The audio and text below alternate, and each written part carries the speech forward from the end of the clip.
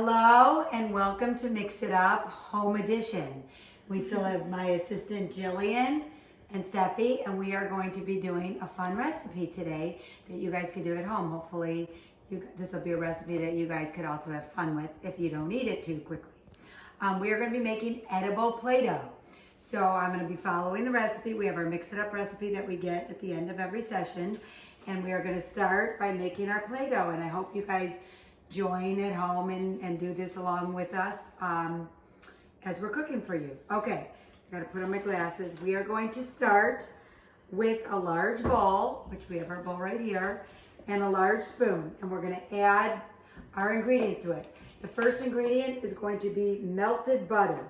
We need 1/4 cup of melted butter, which we put in the microwave, and we're gonna pour it in the bowl. Get it all out. My beautiful assistant right there showing you what to do.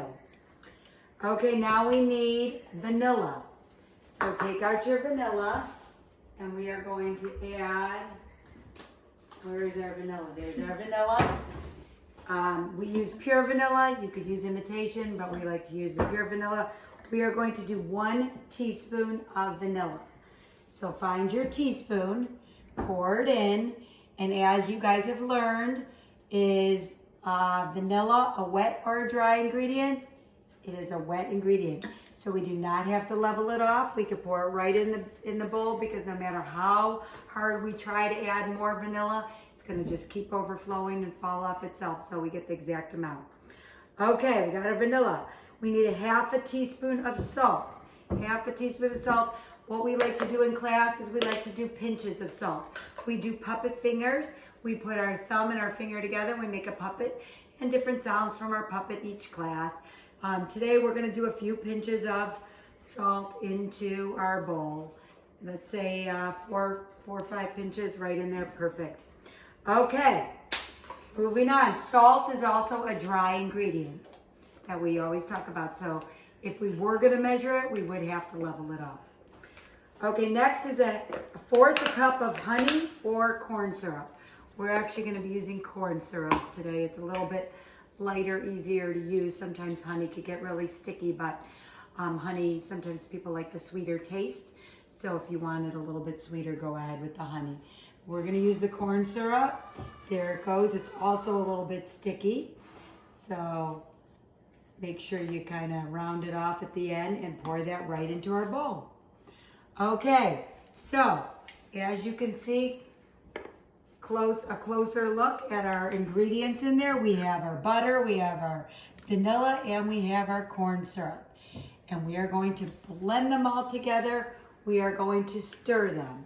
So we're going to use our spoon and give it a good stir, and we're going to sing, stir, stir, stir it up, and then stir, stir, stir it up, but don't pass it to a friend, because you're doing this at home by yourself, so you don't need to pass it. If you're doing this with siblings, it would be a good time to pass it, sing the song again until it gets back to the first person. Okay, that's all good.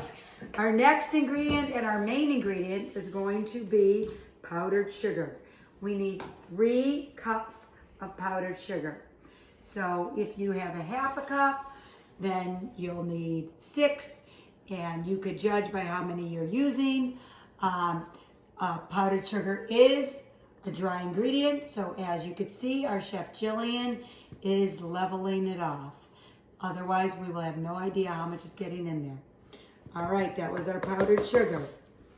Now we're going to mix it, and it could be a little bit tough to get together.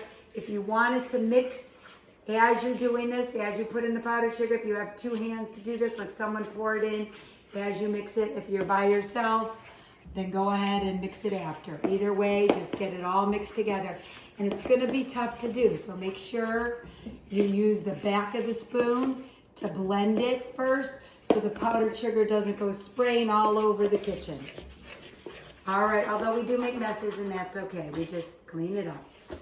Okay, now, after it's all mixed together, and if it's a little bit too, let's show it. If it's a little bit too dry like this, you could add a little bit of water to it. But try mixing it, even use your hands because that's going to blend it the best. When you're making Play-Doh, you actually got to get in there with your hands and really mash it together. When you're doing Play-Doh or dough, those are always the best ways to do it with your actually hands and fingers, because now it's coming out perfect. Okay, this is going to be white in color, which you can absolutely use it as white if you want to. But we have a few bowls that we thought we would make it a few colors. So I have blue food coloring and yellow food coloring. It should be the consistency of Play-Doh, just like this. It shouldn't stick to your hands anymore, and it smells really good, and it even tastes delicious. But hopefully you'll use it to play with before you eat it all. So if you could separate it into 2 even balls, into 2 separate bowls. You could use any kind of size bowls you want. And you're gonna go ahead and you're gonna add drops. You could do the blue, I'll do the yellow. Add some drops, about 6, and then mix it. You might wanna mix it with a spoon first so you don't get it all over your hands. Otherwise, I will say food coloring can stain on the hands for a little bit, but it eventually will wash off. But if you want to use the spoon so you don't get it on your hands, eventually you'll want to get in there with your fingers and mesh it together with your hands and your fingers. It's the best way to get it all mixed in there. And then if the color is not exactly what you want it a little bit darker, go ahead and add a few more drops. And if you want it lighter, you'll have to just make more Play-Doh and add more white to it. And the more you play with it, the more it will blend together. Make sure your hands are clean. Make sure your hands are washed before you start this whole process, because as you see, you are very hands-on. So we have our dough right here. Our 2 doughs, it's our blue and our yellow. And there's a book called Mr. Blue and Mr. Yellow. That's a cute book to read if you guys want to read the book. And one more thing after you're done playing with it, just to keep it soft to play with in the future, you could either put it in a sealed jar or a baggie if you don't have a jar at home. And I hope that this comes out at home as well, or as fun as it was here. Here is the recipe. We'll zoom it in closer so you could get a zoomed in version of the recipe. And a little game that you guys could also play is, I'd love if you could get a piece of paper and write down 5 red foods, 5 yellow foods, and 5 green foods. That would be a fun activity, and let us know how it goes. We hope to see you next time on Video Mix It Up in Home.